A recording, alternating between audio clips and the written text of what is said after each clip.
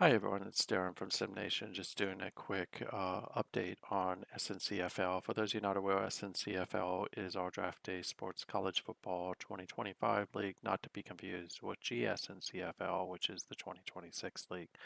SNCFL will move to 2026 when we complete the season. There is some rumor that SNCFL may be becoming a featured league. Um, so we'll see if that actually pans out. But want to kind of bring you up to speed. I'm going to use the new format instead of the old way I did it. If you remember previously, uh, let me just do this real quick because I got to remember to do this while I'm on the sim. If you remember previously where we were, actually I can't do it. Never mind. We're just going to keep the format. When we started the season, last video I did, what I think was the season preview. Where we're at now is Maryland is ranked #1. That's of course one of my teams. UCLA and Michigan are ranked #2 and #9. Those are Stuart teams. Shark has consolidated down to Georgia. He has a lot going on right now, and I wanted to focus on Georgia. They're at #3. Skelter has the 4th and 5th ranked teams with Oklahoma State and Louisiana Monroe. Invisible Witness is, you'll sometimes hear me refer to him as IW, is ranked at 6 and 7 with Auburn and Louisiana Lafayette. Yeah, Matt at #11. Matt is the defending champion. Texas Tech is at #12. That's my Zero to Hero team. Get the third Stuart team with Duke at #13. And then if you go down, it'll be Alabama at #21 with DWK. And then my Washington team is at #25. Any team that I didn't mention is a CPU. And if you want to join our league, Oklahoma's a great team to take. Ohio State is a very good team to take. Uh, Keep an eye on Coastal Carolina. Keep an eye on Houston. All those are really good teams. And those other teams like Michigan State and some others in the ACC that are worth mentioning. Just going to go through the conferences really quick. I'm going to focus more on the human side, but as you can see real quick, we had a couple big time commits. Albert London, who's a wide receiver that pretty much everyone and their mother was after, committed to Michigan. And that's a big get for Stuart and his Michigan squad. And then, of course, this one's a little bit baffling, but one of the big time quarterbacks and Kevin Hansen signed with Louisiana Monroe. The reason why I say it's a little head scratching is Louisiana Monroe is not known for throwing the football. They run the ball exclusively. So Kevin's going to be handing the ball off a lot. Matt got a big recruit in Cliff Flaherty, who's a tackle. So some pretty good recruits have committed. As you can see, the biggest recruit that now is still out there is Nick Burden, a tackle who's ranked at #5. If we go around the horn real quick, you're not going to see much. Nothing stands out right now. I will talk about some players who stand out, but the races haven't developed at week 5 yet. Teams are just now getting into their conference play. So a lot of teams still have a lot of chances to either make the playoffs, make a bowl, or make a conference championship game. #11 Clemson is Matt. He is the defending champion. They knocked off Maryland, if you remember, in the playoffs. What I forgot to do is I need to set the scores, but as you can see, the only loss came to #4 Oklahoma State, which is was Matt versus Skelter. That one probably had a lot of rushing yards because those two like rushing, but as you can see, they also threw the ball.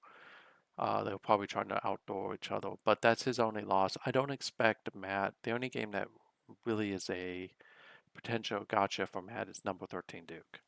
But Matt has a lot of success against Stuart. So I don't know that I see Stuart beating him, and I see Matt running the tables and making the playoffs. Um, and really, he's the only one in the Atlantic. If you want to come in and take Florida State, they're a good team to take. And definitely could compete right away. Really, the two teams to watch in the Coastal is Duke and Virginia Tech. North Carolina may slip in there, but as I mentioned, Duke is Stuart. Stuart historically has done very, very well in this, as you can see. Hasn't really played anybody yet, but he's doing very well. If he gets by Bama, who's Virginia Tech, he'll have Matt, and then if he can get past North Carolina, he should have some pretty smooth sailing to yet another coastal title. Definitely in his way, though, is going to be Virginia Tech. So this is Bama, who, if you watch the WPF videos, know that he's a really good coach. He has the Tennessee Titans. He beat Stuart with Georgia State pretty convincingly. Lost to DWK in week one. Week one's always hard because you don't have any real analytics, but he thumped Arizona State pretty solidly.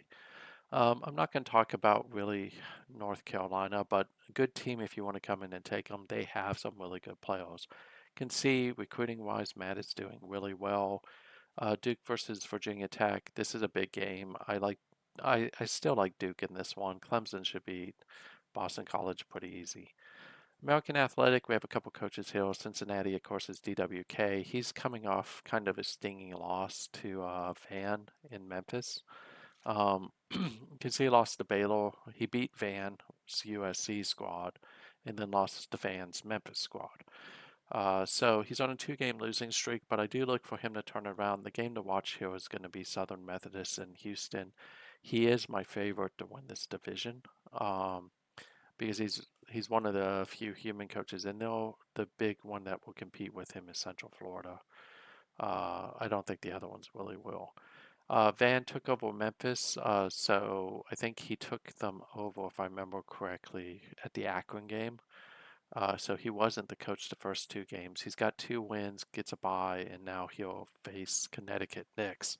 If he can get past Houston and Southern Methodist, he should be in pretty good shape to potentially take this and maybe have a rematch of against DWK from the East. Houston is still the one that everybody has to beat. They're ranked number 19. They're showing no signs of slowing down. This is Tony. He's still getting kind of his feet under him. He didn't have the easiest of schedules. I mean, he had to play right out of the chute UCLA. Arkansas State's actually a pretty good team this year, so he has 1 win, 2 losses. I don't expect him to compete for the AAC title this year. Not because, only for that he's still building his talent base. I do like Tulane over Southern Methodist. Sorry, Tony. Cincinnati should beat Akron. And then I'm not going to cover any of those other games. Big 12 is a good conference to enter. The teams to beat right now are Oklahoma State, Texas Tech, Iowa State, or Oklahoma and Texas. They're all kind of log jammed. Oklahoma State is Skelter. Texas Tech is my 0-hero team. You also have V Gorilla. West Virginia is struggling a little bit, but in fairness, he wasn't really given much to work with, so V Gorilla is really trying to build that up. He'll take on Baylor. Best advice I can give against Baylor is go into a deep coverage and just block the long pass, and you should win. I can say that because of CPU. Oklahoma State versus Texas. This one will be a really good game. I do expect Texas to give Oklahoma State a little bit of run, but Oklahoma State's running game is just too strong. They're going to get past Texas.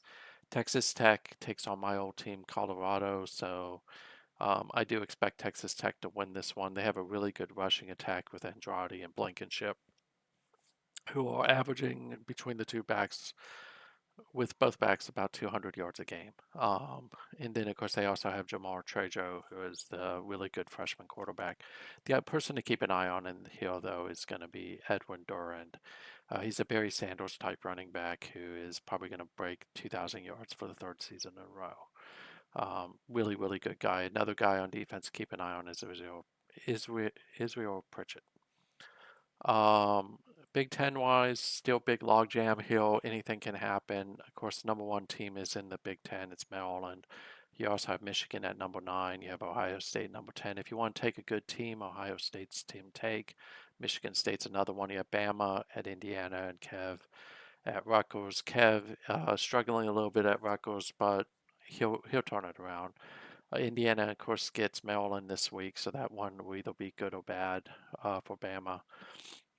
If you want to take a team in the West, there are no human coaches in the West. Nebraska's a good team to look at, as is Illinois. I wouldn't take Purdue. Wisconsin's another one to look at. Right now, Maryland's on file. If we take a look at them real quick, and I'll show you Michigan next, you'll see what I mean by that. They beat Miami, then they shelled Florida, they shelled Iowa, they shelled Toledo. So they're scoring 60 points a game right now. And a lot of that has to do with Shaka Chung, who's the #1 recruit quarterback who joined Maryland, who is just lighting it up. As you can see, he's throwing for a lot of touchdowns, a lot of yards. He has like a over 200 QB rating right now, and is just having a really, really solid season. Michigan is the other team to watch here. They did lose the opener again to a ranked top 5 team in Oklahoma State, and then they beat Kev this last week.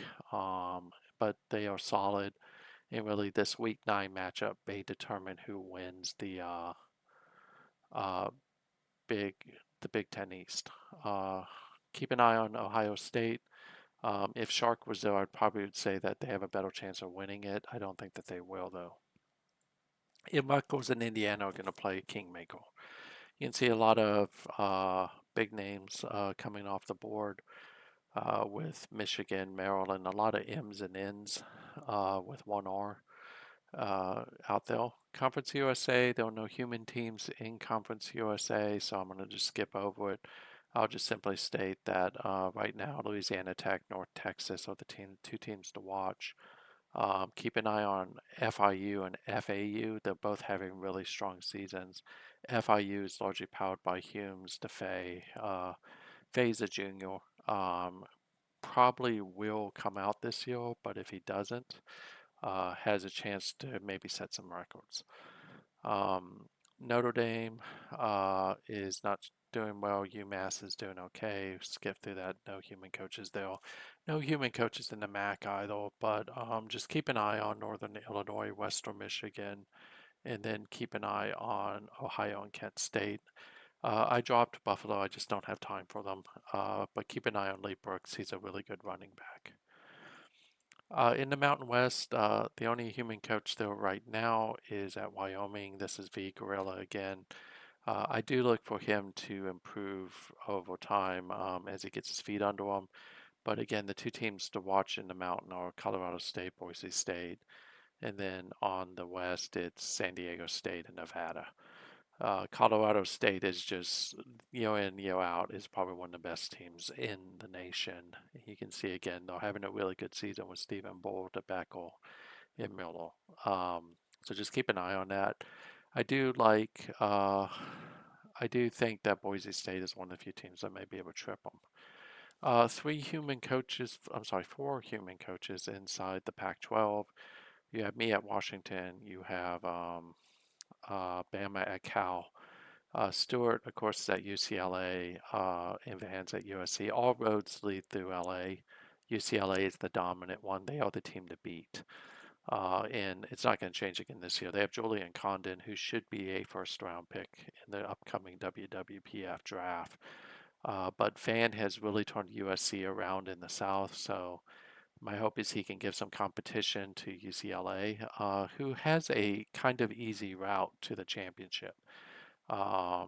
They do have to play Washington. They do get USC. They do get Cal. So they get all three human teams. But honestly, the talent gap between these teams is immense. And as you can see, they've just been outside of Oregon State. They have shelled their opponents. So I do like their chances at this. I think when we talk about the North, it's Washington versus Cal. I like Bama with Cal over my Washington squad. Washington's had some issues here of late, mostly with turnovers, even though they only have one loss. Uh, you can see that they started the season really well, but you can almost automatically see what the problem is. Gallegos, who is the quarterback, yeah, he's thrown 13 touchdowns, but he's also thrown 13 interceptions. That's the reason why I don't think that they're going to compete with Bama and Cal. Cal's a really disciplined team, so it'll probably be Bama versus UCLA, with USC acting as the dark horse. Southeastern, we have multiple coaches here. It's a great conference to join if you're interested, but you have Skelter at ULM, you have Invisible at Auburn, you have DWK at Alabama, You have Shark at Georgia. You have Starfinder at Florida and Udo at Tennessee. Uh, it's really going to come down to these three teams, ULM, Auburn, and Alabama. Honestly, it's going to come down to ULM and Auburn. No slight to DWK. He's done wonders with getting Alabama turned around. But again, big talent gap, and you can kind of see it developing down here, right? Just look at how well Auburn is recruiting right now. They are pulling in 5 stars like no tomorrow. Um, so it'll really be Skelter versus IW, and it'll be interesting to see who gets it. Skelter plays Mississippi this week. They've historically tripped him up. I don't see that happening. I think that it's going to be UOM. We'll get an idea of how good Alabama is this week as they take on Invisible Witness in Auburn in the Iron Bowl. Way too early. I've got to fix that, but I like Auburn in this one. I think LSU is probably going to upset Tennessee. And Florida versus Georgia. Starfinder's a good coach, but there's no way they're going to beat Georgia. Shark is just got that team dialed right now. So, and again, all roads to the east lead through Athens, and at least till there's competition. Sunbelt, Louisiana Lafayette again is Invisible Witnesses team. Georgia State is Stuart's fourth team, I think. Um, I think Louisiana Lafayette will probably win this one. They take on Appalachian State, who's my old team, but I think Invisible's got this one. Georgia State will make a good run at Coastal. Definitely helps that Shark isn't there, but I don't see them getting by Coastal. So I like Coastal in this one. So as you can tell, there's not much to tell, right? If you look at the top quarterback right now, it is Shaka Chung, who's Mellon's freshman quarterback. He was #1 recruit. You can see he's just having a monster of a season in that long passing attack. Well, it's not really long, it's a balanced attack. Maryland, where he's averaging 448 yards. And the offensive line is largely keeping him upright. Jonathan Humes is the next closest person. If we look at the rushing game, again, Edwin Durand is, no one's going to really catch him. He's going to be a top draft pick in the WWPF. You can see here he's had two 2,000-yard seasons. If he had started his freshman year, he'd probably be pushing for one of the records. But just tremendous career that this dude's already had, and he's just getting better. So he is a senior, so he will go and leave in the draft. Receiving wise, I mentioned Kenneth Fay. Kenneth Fay is a junior, but as you can see here, is probably going to go to WWPF as well. He's on pace to have his third straight 1,000-yard plus season, over 10 touchdowns. Just has done really, really well. And then if we look at the tackling, Scotty Burden is a junior out of Texas A&M. He's had a pretty good, solid career too. Probably this year may be one of his better. He's dropped on sacks, but he's still having a pretty good year. Sack-wise, keep an eye on Claudio Ali. I think that he's going to explode as the season goes on. As you can see, he's getting stronger and stronger each season that he plays, and he's a junior as well out of California. And then interception-wise, the guy to keep an eye on is definitely George Delaney out of Georgia Southern. He's had a pretty decent career last year, 9 interceptions. I don't think he led, though. 33 pass defenses. He has a pretty decent catch allowed to target ratio. So this is a guy who, if he goes to the pros, probably won't be a first-round pick, probably be more like a fourth or fifth, but still a pretty decent corner. So that's kind of where we're at. If you're interested in joining us, link and everything's in the video. Hope you like this video, and I will talk to you soon. Thanks.